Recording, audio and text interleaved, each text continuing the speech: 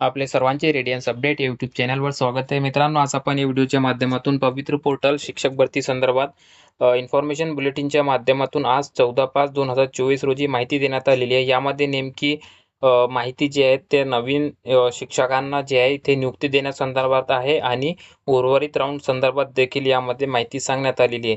तर राज्यामध्ये जे आहे विधान परिषदेचे कोकण तसेच नाशिक जे पदवीधर आणि शिक्षक मतदारसंघाचे जे निवडणूक आहे ते केंद्रीय निवडणूक आयोगाच्या वतीने 8/5/2024 रोजी त्या संदर्भातले कार्यक्रम घोषित करण्यात आला होता आणि त्यानंतर आदर्श आचारसंहिता जी आहे राज्यामध्ये लागू होणार होती. परंतु मित्रांनो, त्यामध्ये जे आज केंद्रीय निवडणूक आयोगाच्या वतीने सदर जे इलेक्शन्स होते किंवा जे निवडणुका होत्या ते नाशिक आणि कोकण विभागातील जे शिक्षक व पदवीधर मतदारसंघाचे इलेक्शन्स होते तर ते पोस्टपोन करण्यात आलेले. म्हणजे हा जो निवडणूक आहे तो सध्याच्या घडीला होणार नाही आणि त्याची जी आचारसंहिता लागू होणार होती तो देखील सध्या तरी थांबलेली आहे.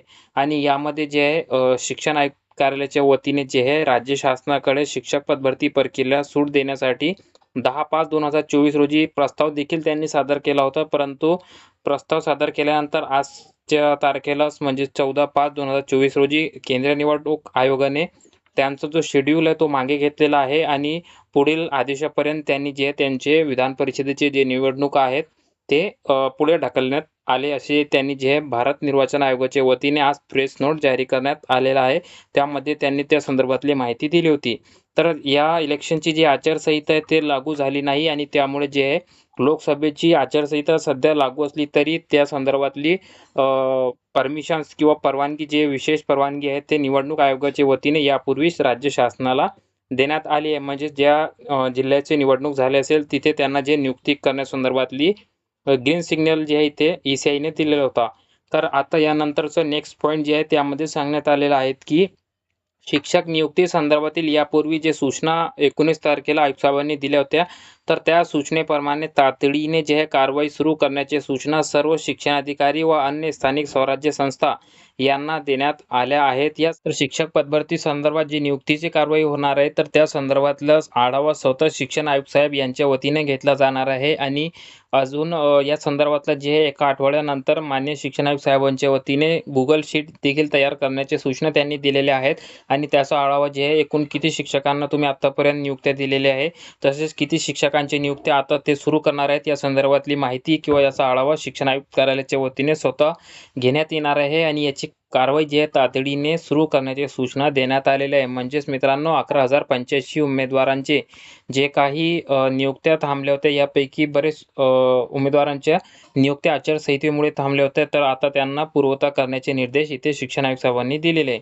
यानंतरचा जे नेक्स्ट पॉईंट आहे त्यामध्ये शिक्षक भरती प्रक्रिया जी आहे ते गतीने व्हावी या दृष्टीने वेळोवेळी आढावा देखील घेण्यात येत असून या संदर्भात राज्य स्तरावरून दिनांक 10/5/2024 रोजी सर्व शिक्षणाधिकारी यांची आढावा बैठक घेण्यात आली होती. त्यामध्ये काही जिल्ह्यांनी त्यांच्याकडील जिल्हा अंतर्गत बदली प्रक्रियेसंदर्भात त्यांची काही अडचणी होत्या ते उपस्थित केल्या होत्या. त्या देखील सोडवण्यासाठी शासनाकडे अडचणीबाबत करवायचे संभाव्य उपाययोजनांचा प्रस्ताव सादर करण्यात येत आहे. म्हणजेच मित्रांनो काही जिल्ह्यांना त्यांचे जिल्हा अंतर्गत किंवा आंतरजिल्हा बदली संदर्भातले काही प्रश्न होते तर ते देखील सोडवण्यासाठी राज्य शासनाकडे तसा प्रस्ताव गेलेला आहे किंवा ते पाठवणार आहेत. आता यानंतर राहिलेले जे 10,000 जागांचे राऊंड आहे म्हणजेच यामध्ये विथ इंटरव्ह्यू आणि विदाऊट इंटरव्ह्यूचे जे समांतरचा राऊंड राहिलेला असेल तर त्या संदर्भातली माहिती देखील इथे देण्यात आलेली आहे. यामध्ये मान्य शिक्षण आयुक्त साहेबांच्या वतीने सांगण्यात आलेलं आहे की संपूर्ण भरती प्रक्रिया जी आहे ते पूर्ण करण्याच्या दृष्टीने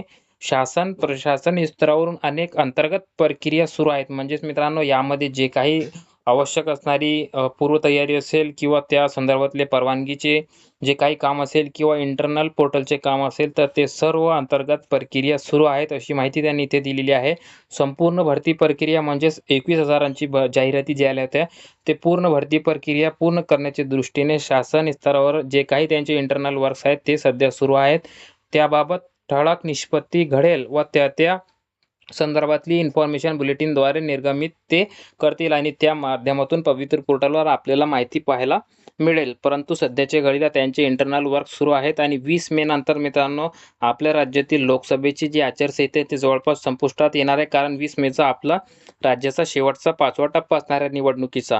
अभियोग्यताधारकांमध्ये जे संभ्रम अवस्था किंवा निराश निर्माण होईल असे काल्पनिक वेगवेगळे मुद्दे काही मंडळी रोज उपस्थित करून ते जे इथे उपस्थित करत आहे उमेदवारांमध्ये जे इथे चुकीची अफवा पसरवत आहेत. तर अशा खोडसाळपणाला थारा न देता जे उमेदवारांनी अभियोग्यताधारकांनी पूर्ण आपलं लक्ष जे पवित्र पोर्टलवर येणारी इन्फॉर्मेशन बुलेटिनकडे ठेवावे अशी यामध्ये मित्रांनो आवाहन करण्यात आलेलं आहे. आणि जेव्हा आवश्यकता असेल तेव्हा बुलेटिनद्वारे माहिती तुम्हाला दिली जाईल अशी माहिती शिक्षण आयोग साहेबांनी इथे दिलेली आहे.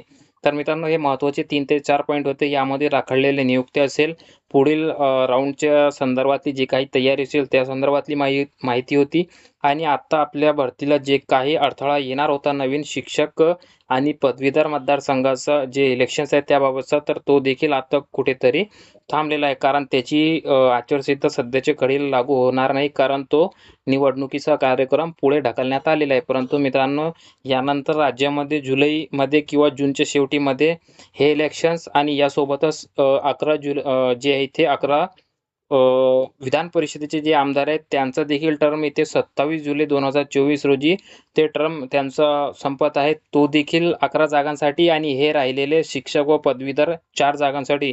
अशा मित्रांनो 11 आणि 4 15 जागांसाठी जुलैमध्ये किंवा जूनच्या शेवटमध्ये देखील जे इलेक्शन्स आहेत ते जाहीर होऊ शकतात. त्या दृष्टीने आपण देखील पाठपुरावा करणे गरजेचे आहे आणि या जूनच्या महिन्यामध्ये आपल्याला जे उरलेले राऊंड आहेत ते देखील शिक्षण आयोग साहेबांना जे आहेत तशी आपण मागणी करावी किंवा त्या संदर्भातला पाठपुरावा करावा आणि तो देखील लवकरात लवकर विथ इंटरव्ह्यू आणि विदाऊट इंटरव्ह्यूचे जे दोन्ही राऊंड्स आहेत ते पूर्ण करण्याच्या दृष्टीने देखील शासनाकडे किंवा प्रशासनाकडे आपल्याला देखील पाठपुरावा करणे गरजेचे आहे. कारण 20 मे नंतर जे आहे आपल्या राज्यातील जे लोकसभेचा निवडणूक आहे तो जवळपास त्याचा शेवटचा टप्पा असणार आहे आणि तो संपणार आहे असे आपण इथे गृहीत धरून जे पुढील जे काही शिक्षक पद भरती प्रक्रिया आहे ते करण्याच्या दृष्टीने पाठपुरावा करणे अत्यंत गरजेचे आहे. तर मित्रांनो ही महत्त्वाची अपडेट्स होती ज्याची सविस्तर माहिती मी तुम्हाला आज व्हिडिओच्या माध्यमातून दिलेली आहे.